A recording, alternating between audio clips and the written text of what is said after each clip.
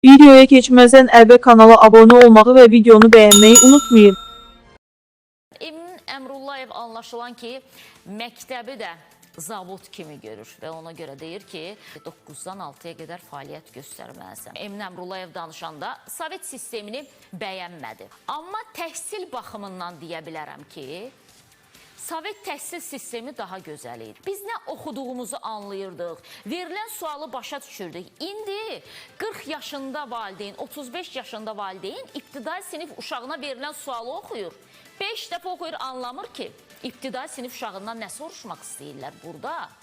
Və bugün siz bu təhsil metodunu önə çəkirsiniz. Kurikulum sistemi ölkədə tətbiq olunandan sonra bizim təhsil sistemimizin bərbad dönəmi başladı.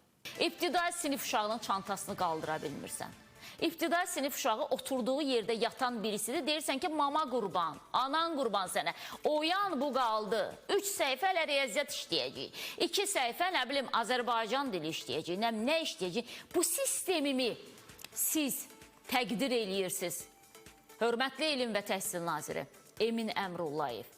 Günortaya qədər dərs deyib, günortadan sonra evə gedən müəllimə deyirsiniz ki, xeyr müəllim 6-ya qədər işləməlidir. Bununla mı təhsilin keyfiyyətini qaldırmaq istəyirsinizsə, bu təhsilin keyfiyyətinin qalxmasına xidmət göstərmir. Əksinə, onsuz da bərbad olan təhsilin bir qədər də bərbadlaşmasına xidmət göstərəcək. Bugün məktəblərdə açıq bazardırsa, valideyn qruplarına səslər ancaq filan qədər filan kəsə yığaq, filan qədər filan kəsə yığaq. Məktəbin təmiri belə getdi, sanitar qovşağı belə getdi, nə bilim, sinifimizə filan şey almalıyıq mövzusunda davam eləyirsə, bu o deməkdir ki, təhsil çöküş vəziyyətindədir. 11 il ayaq döyür də uşaq məktəbə. Təhsili elə eləyin ki, bu uşaq elə məktəbdə oxuduğu ilə kifayətlənə bilsin də.